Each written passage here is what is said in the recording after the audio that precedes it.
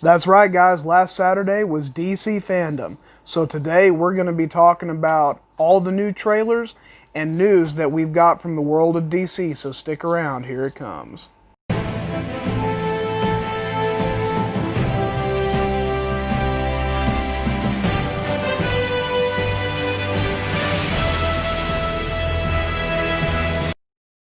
What's up, everybody? As usual, I am the Fan of Steel, and welcome to my YouTube channel. Obviously, today we are talking about DC Fandome. So, Saturday the 22nd, DC did their special Comic-Con type event, if you will, called DC Fandome or Fandome, whichever way you want to pronounce it. Works for me.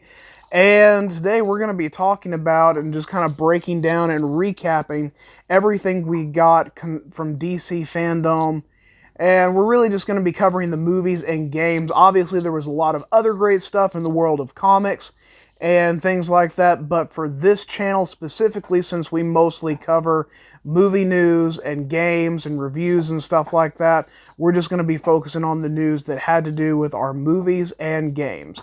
So let's get into it. Let's start off with, I guess we'll just start off with the first panel. That would be Wonder Woman 84.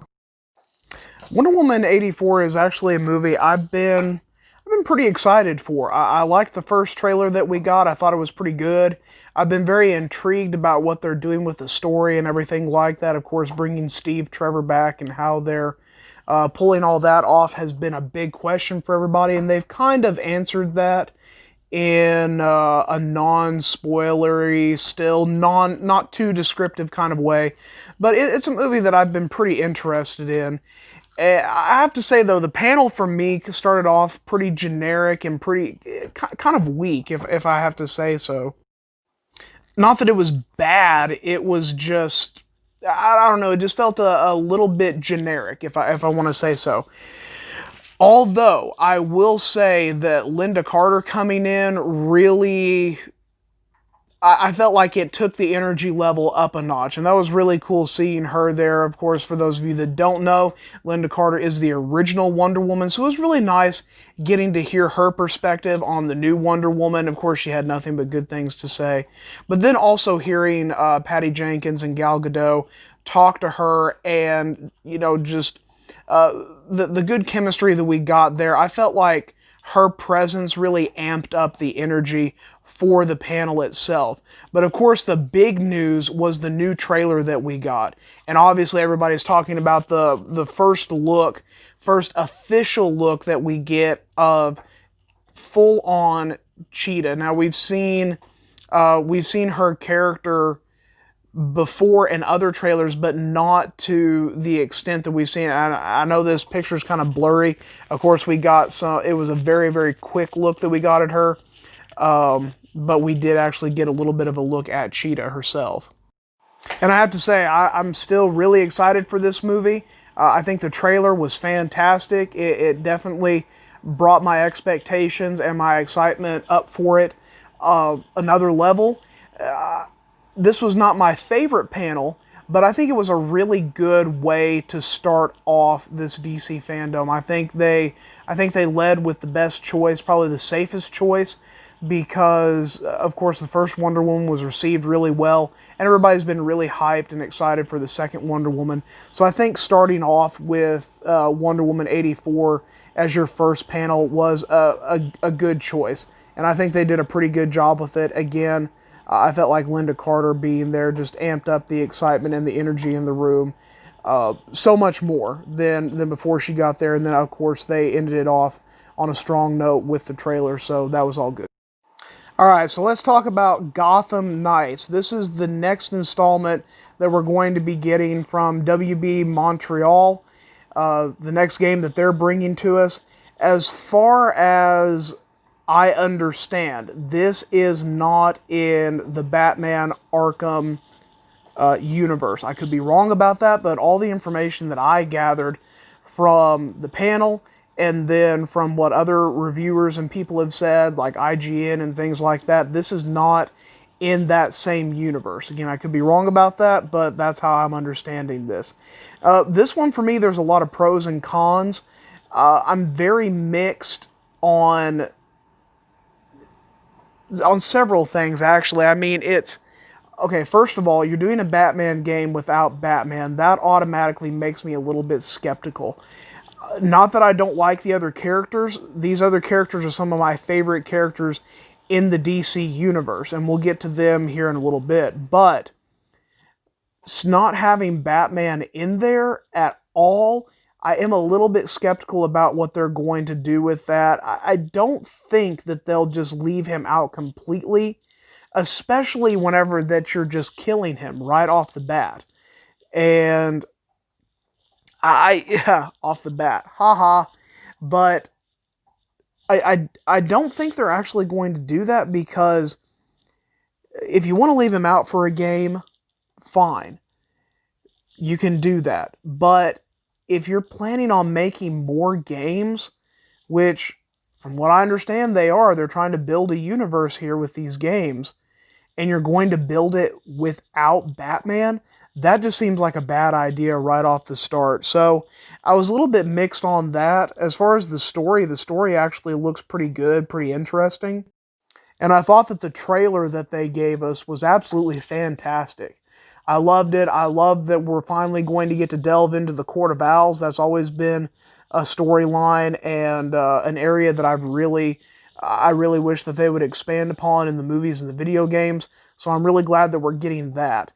A couple other things that were kind of cons for me is some of the character design. I love the character design that they did for Nightwing and Batgirl. I'm a little bit mixed on Robin. As far as I understand, this is the Tim Drake Robin. I think that kind of confirms it in the gameplay footage that we get, because we actually see him as Red Robin. Whether or not Damian Wayne is going to make an appearance in this, I'm not sure. But the design for Robin, look, it was just a tiny, tiny bit off to me. I'm not really sure what it was, but I wasn't the biggest fan of it. But I think the one that I liked the least was actually Red Hood. Because if you look at him, to me, he just looks a little bit too Deadpool. I mean, if you were to crop this image that I've got here and just focus on that head, and that was the only thing that you saw, is just that mask, I promise you would not be able to discern if that was Red Hood or Deadpool. I mean, you'd have to really, really look at it to tell the difference. I think it just looks a little bit too much like Deadpool for me. I'm being nitpicky, I know, but personally, I would just like to see his look a little bit different. The helmet just does not look right to me. So that was probably the biggest character design nitpick that I had, was that. As far as the actual game, I love the trailer that we got. I loved the actual gameplay footage that we got. It looked really good. There was a nice open world feel to it, and all the abilities that everybody was able to do was really, really neat. And I also liked that one thing was Robin was actually able to hack into the Watchtower teleporter and transport himself around the city. And I thought that was really cool because, one, it shows his techie aspect, but two, it also goes more into building that open, bigger world and building that game universe that we've all been hoping to get. So I thought the Gotham Nights was a good panel. I'm really excited for this game, but there are a couple questions that I have for it. So overall, a solid outing. I can't wait to see how this game plays, and I'm super excited for it. Alright, so the next panel that I want to talk about is probably the one that I found the most informative, because I thought it really gave us a good look into how DC is operating as a whole, and the world as a whole, as it pertains to video games, as it pertains to movies and TV. Just gave us a good look into what they're really planning and how they're orchestrating this moving forward. So this was the Multiverse 101, and we really got a lot from Walter Hamada, just talking about how they're building these worlds and how everything ties in. And we got several bombs of information, but I think the biggest thing for me was that they're not shying away from building a multiverse. They're uh, they're not going to exclude using a character in TV just because there's a version of it in the movies, and vice versa. So I thought that was really neat because they understand their audience. They understand that people can differentiate between a Flash TV show and the Flash in the movies, and people can now, they understand enough about these things that they can see and be like, okay, well, obviously these are two different Flashes, and they can appreciate and enjoy both. And the same thing with Superman and all their different characters. And I really appreciated what he said about, if somebody approaches us with a good story, we're not going to not tell that story just because, oh, well, that's a Batman story and we've already got another Batman in the works. And, I love how that they just said, the thing with the Flash, Grant Gustin, and Ezra Miller meeting, that wasn't just a fun little Easter egg to be thrown away, that no, that is actually canon. That's how Ezra Miller's Flash actually gets his name and starts becoming called the Flash and all of that. And, it was just a lot of fun to see what they're doing with that. And I think that the fact that they're not afraid to shy away from telling multiverse stories and telling multiple stories with the same character is one thing that's really going to set them apart from Marvel. Because, if you look at the MCU, it's one continuous thing. It all ties in and ties together. So, that's great. That's a lot of fun. But at the same time, if you're telling a Captain America story, it has to tie into the previous Captain America stories. The way that they're doing it with their characters, you can have a Batman in the DCEU, and at the same time, okay, well, we've got these really good ideas for these other Batman movies. We're going to explore this as well. And I love that he confirmed for us that Robert Pattinson, that Batman, is in its own separate universe. And that is a different Batman than Ben Affleck's Batman. Robert Pattinson is not replacing Ben Affleck. That's just a different Batman. They're going to tell their own stories in that universe. The Joker is in its own universe, aside from the DCEU, and aside from Robert Pattinson's Batman. None of those are connected. They're just concerned about telling good stories. And that's something that, when Walter Hamada first took over, that's something that he said. We're focusing on telling good stories. And I think they've got a great plan in mind for all of this. And, I thought that was, I heard that and I was like, wow, okay, this is great. So we've gotten so much confirmed as far as stuff for the Batman, for Joker, for the DCEU stuff moving forward. And then if you want to tie other stuff in, you can do it. You've got the freedom to do it. You can have Ezra Miller pop up in the Flash TV show, or you could have Grant Gustin pop up in the DCEU because you've made a multiverse. And I like that they also confirmed that there is still multiverse possibilities even after the crisis on Infinite Earths that we had. There's still some chances for exploring different multiverse ideas and stuff in the CW and for that universe. That's not over. They can still do stuff with that. They're not limiting themselves on the storytelling. So I thought that was really cool. Overall, I just thought we got a lot of really good information, and we kind of got an idea of the mindset of the heads of DC, where they're wanting to take this and how they're wanting to do this, and that they're open to exploring all aspects of these characters. And there's just so much richness there in the comic history that they can explore. They don't want to limit themselves to telling just one set story of Superman or Batman or Wonder Woman or any of the characters. They want to be able to explore all the rich history that these characters have. And I think that's a really good thing, and I think that's going to really help set them apart from the MCU and make them give that distinct flavor and feel that they need to have.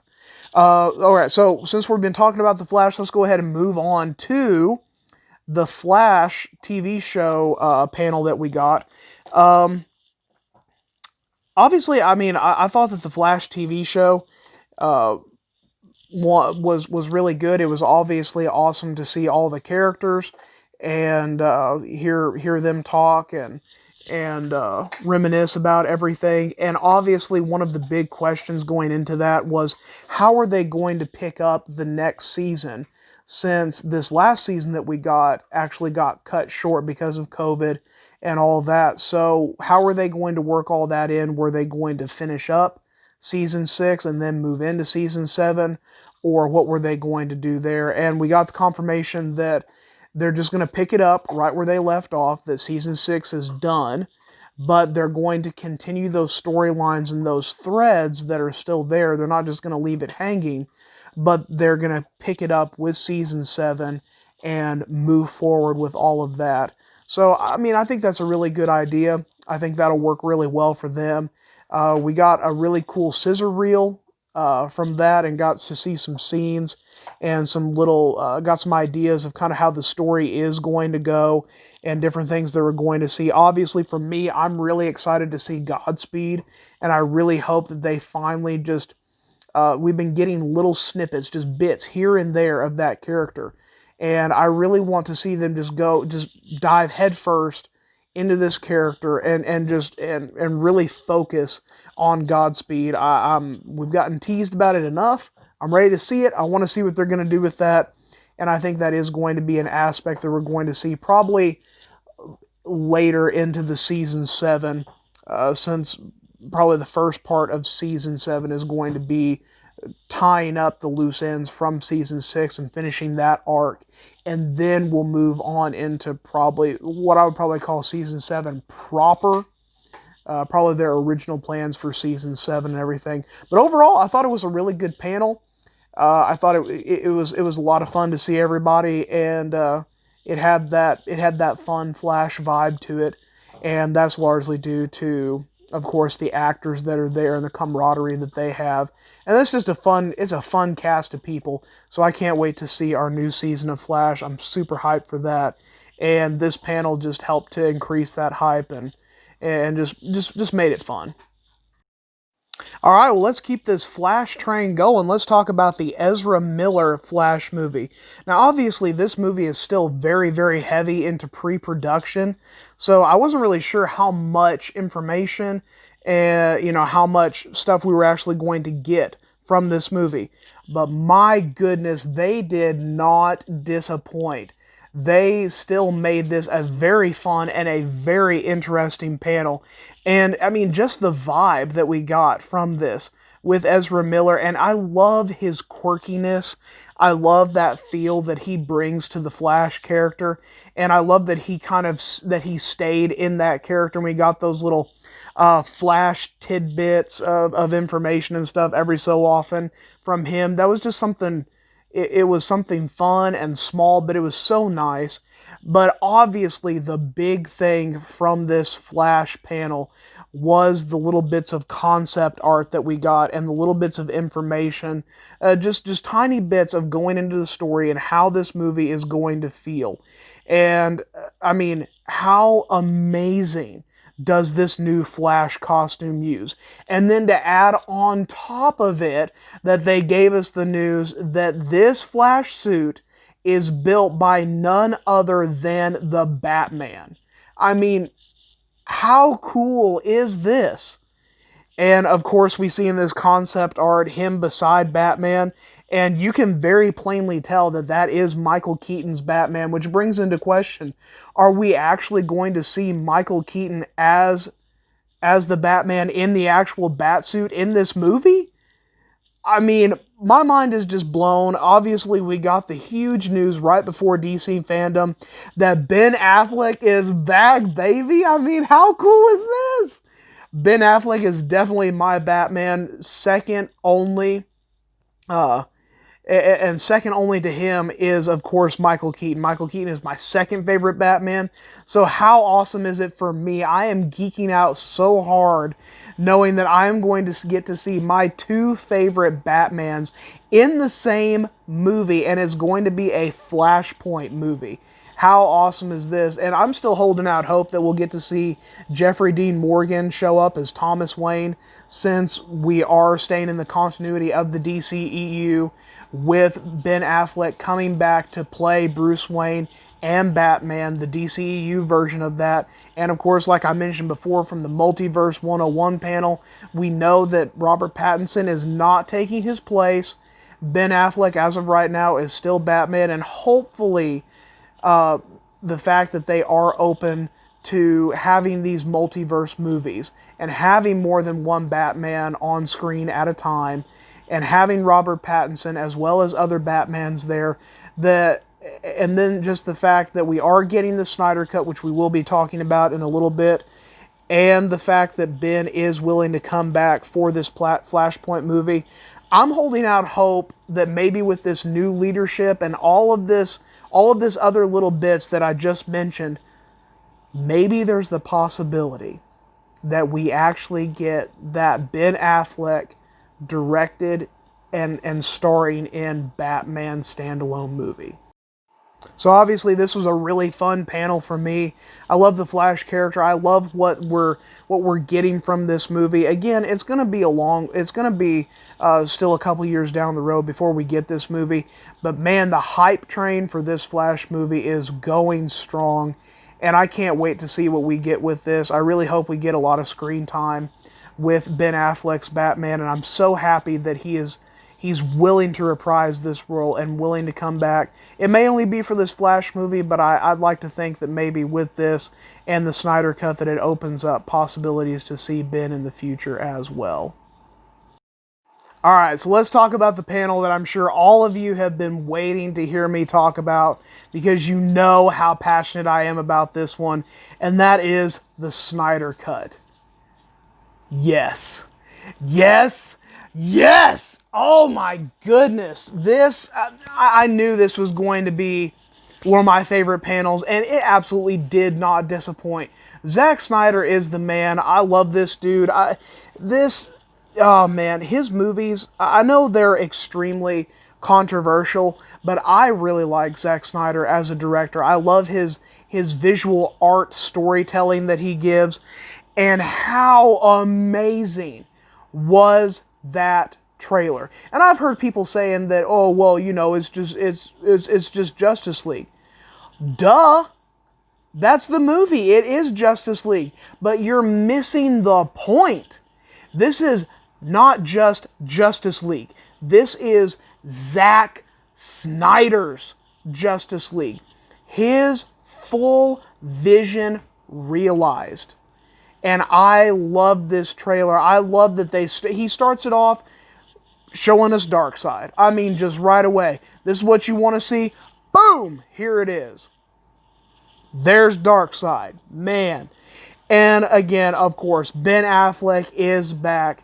And, yeah, I mean, of course, we got some great information. We got the trailer.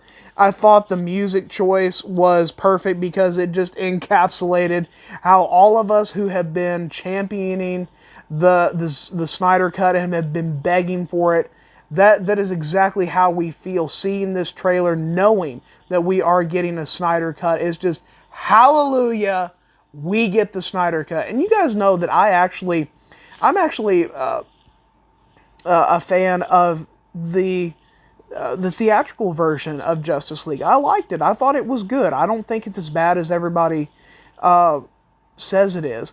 But I'd be lying if I said that I didn't want a Snyder Cut. I have wanted this since I saw Justice League, because even though I liked it, I saw that there was so much untapped potential in this movie.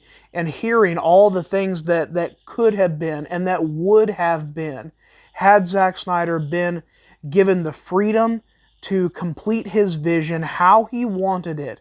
And how many directors actually get this opportunity to go back to a movie and actually get the freedom to do it exactly the way that they wanted when they had been restricted before by the previous heads and executives and everything.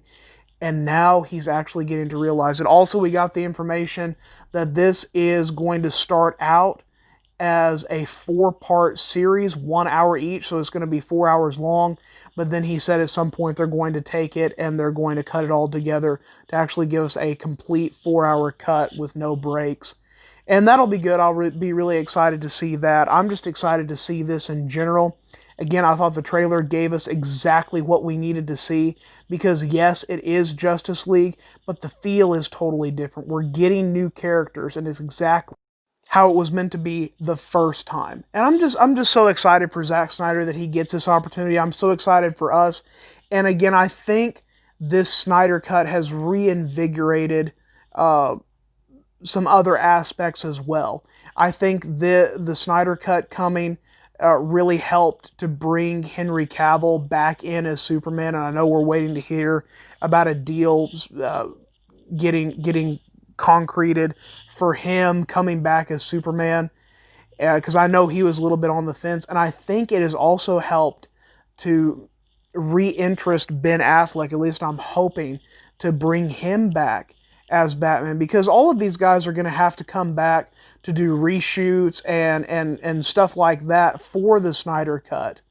So it's something that I did not expect to happen, but I wanted to happen so badly. So the realization of it, and listening to this panel and listening to Zack talk so passionately, and all the other actors coming in aside from Jason Momoa, who was not there, but all of them asking questions, and you can feel the passion that they have for this project as well, and for Zack Snyder as a director. It was just all so surreal to me, and of course, seeing that trailer, just how good was that? I absolutely loved it. I could talk for hours about this trailer and this panel, because it was all just so good. It was so amazing.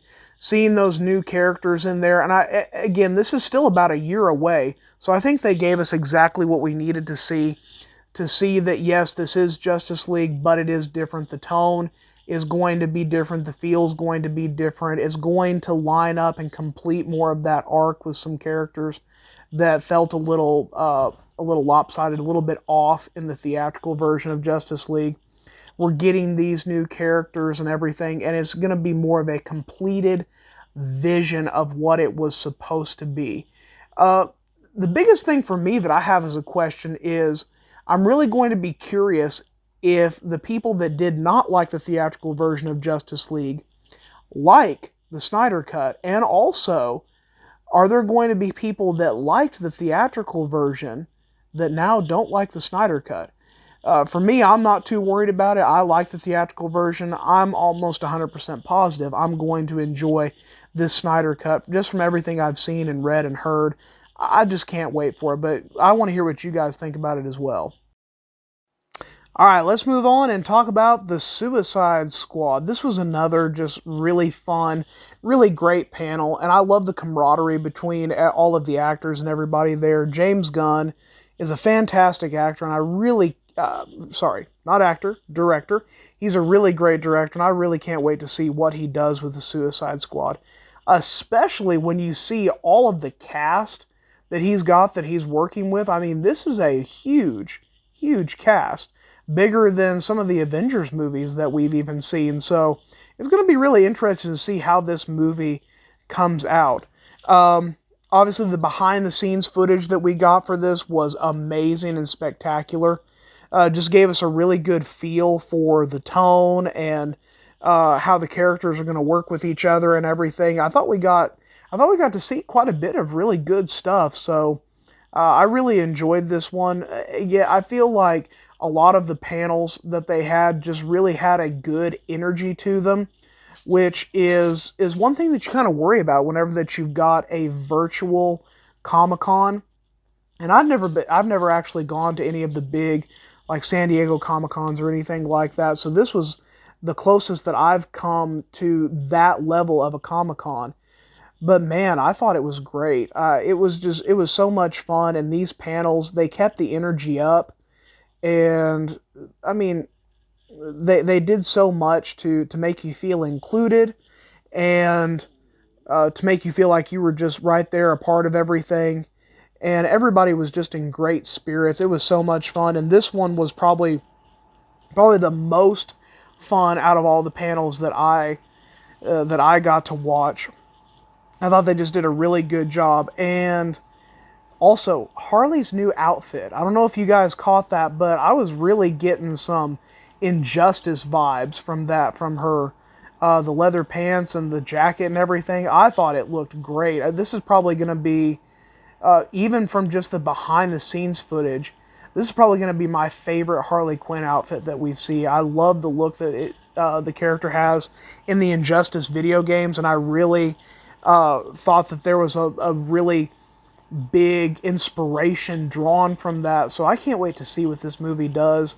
There wasn't a whole lot of news that we were given other than the behind the scenes footage, and then of course seeing all the characters and who they're playing and everything like that. But this is going to be a fun movie. I really think that this is going to be a DC highlight. So I can't wait to see this movie. I think it's going to be great. And hey, 2021 should get some good stuff. Okay, so obviously anything you put The Rock in is just going to be electric gold. I mean, this man can do no wrong. And I've told you guys before, I don't think I've ever seen a Dwayne "The Rock" Johnson movie that I did not like. And I guarantee you, Black Adam is going to be no different. Again, this is another movie that DC's got coming out that is still very heavy into pre-production. So as far as what they can tell us and what they can show us was really limited. But you got The Rock, and you've got that Rock energy. So this panel, you know, is going to be good. And it was. It was so much fun. It was great seeing The Rock talk. And I loved how he kept on referencing and giving little hints of a grudge match between him and Superman.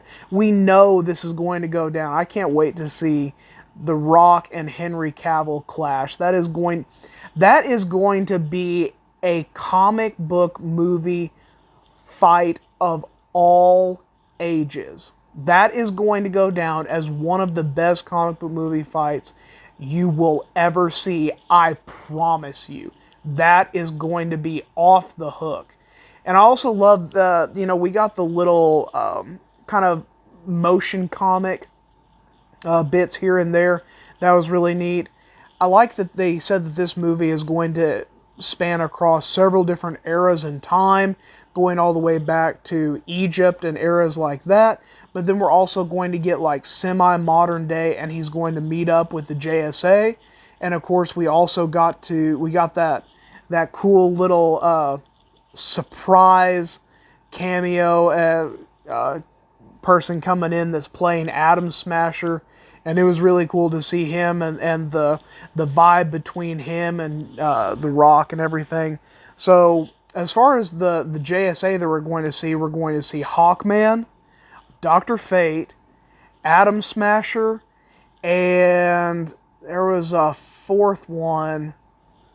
Oh, I can't remember. You guys down in the comment section let me know. But those are the three that I remember for sure that we're going to see from the JSA that are going to be fighting against Black Adam. So I'm really curious to see how that fight is going to go down, especially when you've got characters like Hawkman and Dr. Fate that are magical characters as well, especially Dr. Fate. But how that is going to play with Black Adam, and then of course, I'm sure there are going to be hints of him coming into the actual modern day with Shazam and Superman. But this was a great panel. It was so much fun. I can't wait to see more. Speaking of Shazam II, this was another panel where we didn't get a whole lot of information. And this was a panel I didn't get to see very much of at all, to be honest. I had other things that were going on at that time, so I wasn't able to catch a whole lot of this. But we did get two pretty big pieces of news for Shazam 2.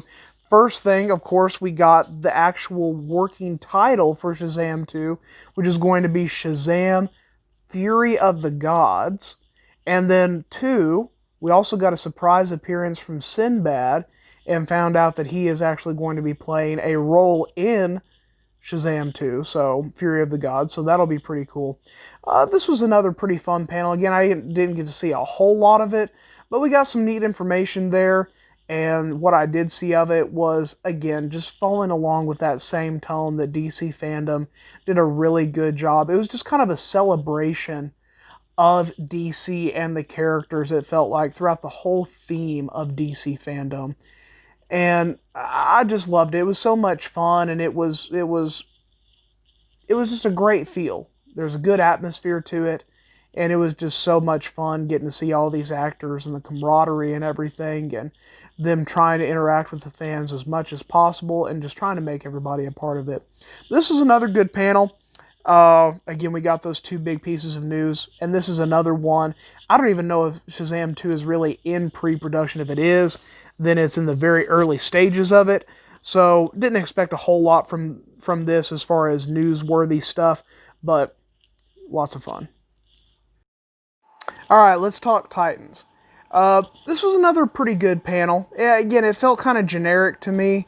But we did get some good information. First of all, we're going to get Black Star is going to play a pretty big role in Season 3, so that'll be neat to see that dynamic there.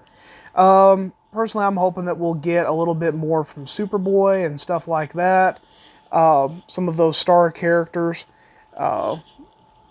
And hopefully get to explore some more of Gar's powers and maybe see those come to light a little bit more like what we're used to.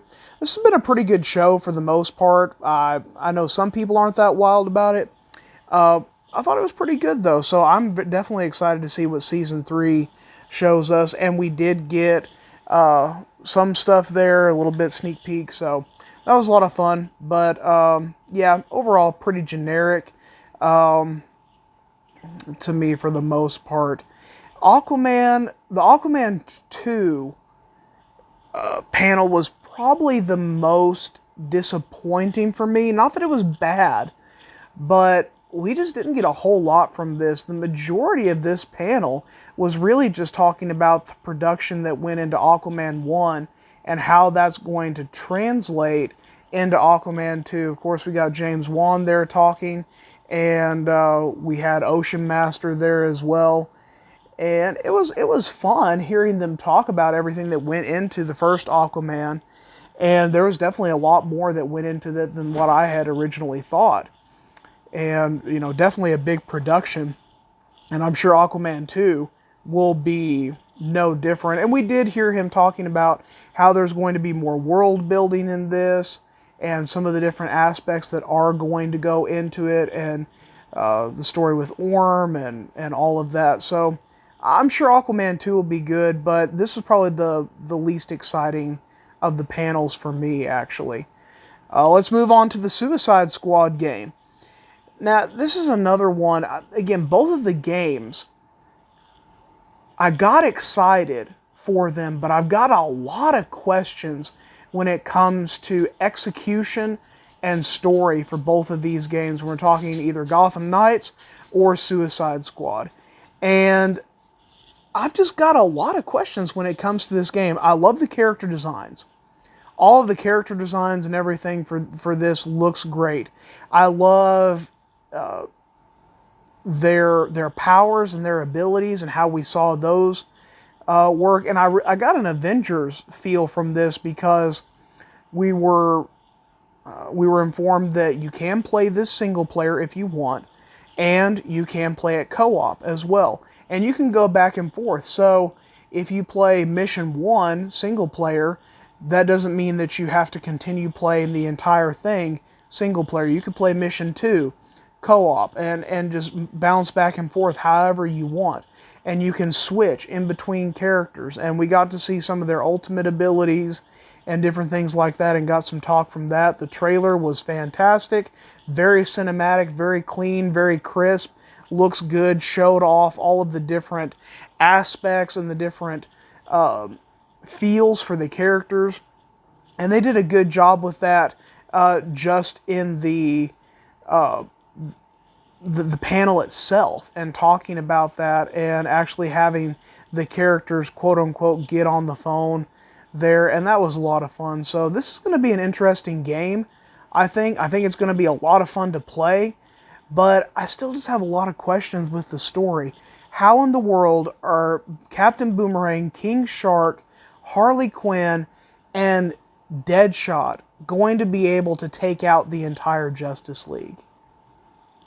How are you going to get him past Superman alone? I mean, I don't see how it's possible. I don't see how they're going to make this work. I don't know, guys. I'm just extremely skeptical when it comes to that. I love the title, Suicide Squad kills the Justice League, but I just got a lot of questions when it comes to this story. I do love that that the S that we see, if you look at this Superman, that is Henry Cavill's S. So, is this supposed to be Henry Cavill's Superman?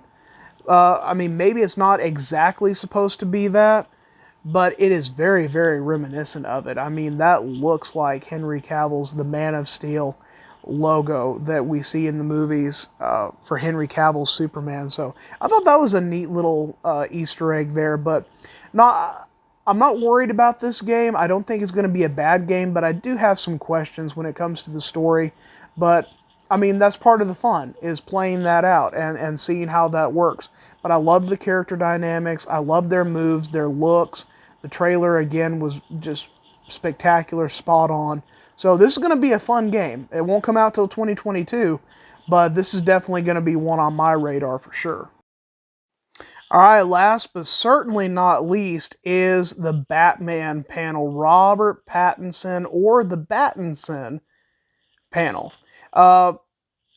Again, an impeccably put together trailer. They did such a good job with this, and they did a good job with all of their trailers that they showed us. But considering that they've only shot about 25% of this movie, they did a great job cutting together a trailer. I thought it did really good showing us what the tone and the feel of this movie and this Gotham and this universe that they're building is going to be. It gave us little beats of the story, and of course we got a little bit more of an idea of what the story is going to revolve around from talking to Matt Reeves and everything as well.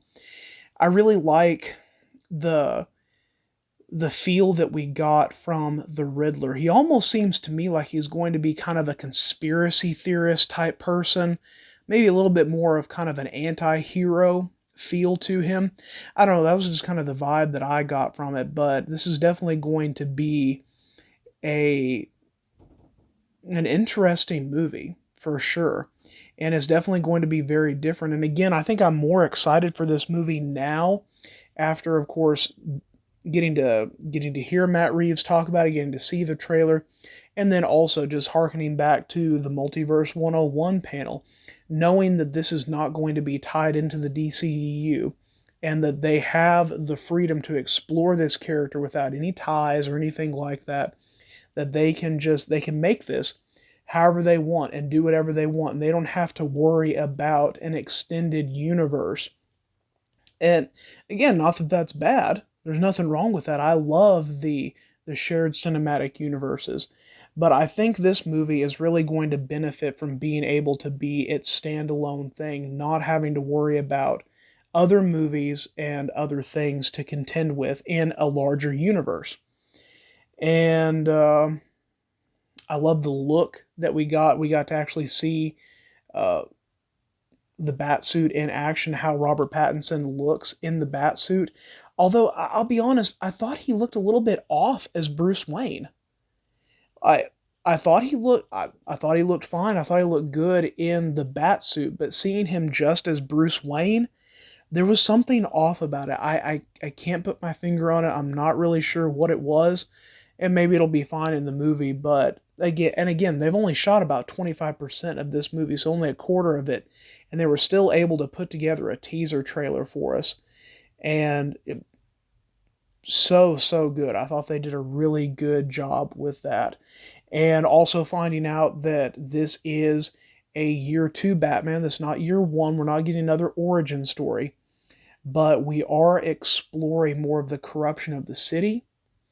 And that was something that was really alluded to and touched on in the Dark Knight trilogy, especially in Batman Begins.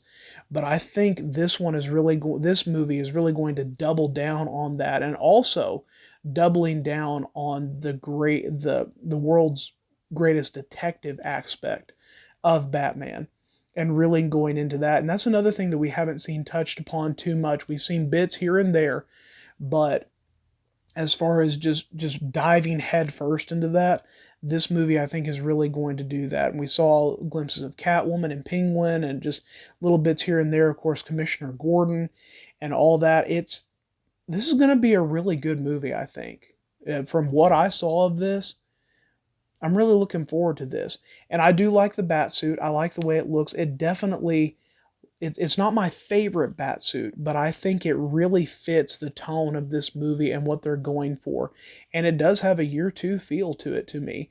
Not exactly a prototype. It looks like an upgraded prototype. It looks like, it just has that look to me.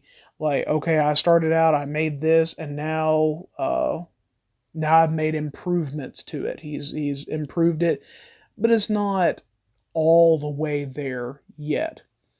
And I really like seeing him take down that henchman right there. And I may be wrong, but it looked like he was wearing Joker face paint. So is the Joker in this universe? And does he have henchmen? I don't know. But there was a lot in that trailer, and it was a lot of fun. I can't wait to see this. Overall, I really just think DC knocked it out of the park with this event. I thought they did a great job with everything. They gave us so much new content, and especially in a year whenever that you're looking for something fun to hang on to, and you're looking for something enjoyable. I thought this was just it was excellent. They did a good job giving us new stuff, keeping us excited about the world of DC. I think DC and the movies and the games and everything, especially the movies and the TV shows, are definitely on an uphill trajectory. I think they've got so much good stuff coming out. 2021 is going to be a fantastic year for DC. You mark it right now with everything that we're going to get out of them.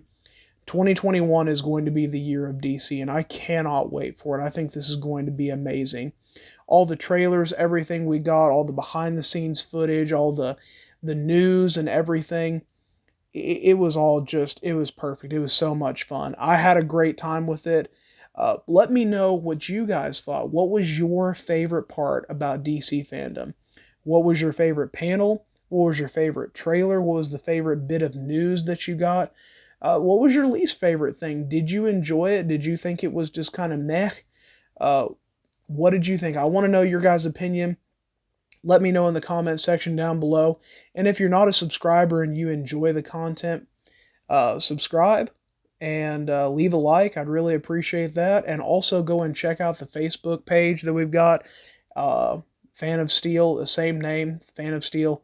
Check that out. I'm a little bit more active on the Facebook page there. Usually post something every day or every other day, just little bits of news here and there. So check that out. I think you'll really enjoy that. And thanks for stopping in, guys. I hope you enjoyed this video, and I hope you got to enjoy DC Fandome. If there are any of the trailers that you didn't get to watch, go and check those out. I think you'll really enjoy them. And if you haven't been a fan of DC and what they've done so far, well, maybe check some of this out. Maybe you'll see something that you like. I think with them having a multiverse, that just makes more possibilities to have more fans, because you can create all kinds of different things for everybody to enjoy. Until next time, guys, keep geeking out.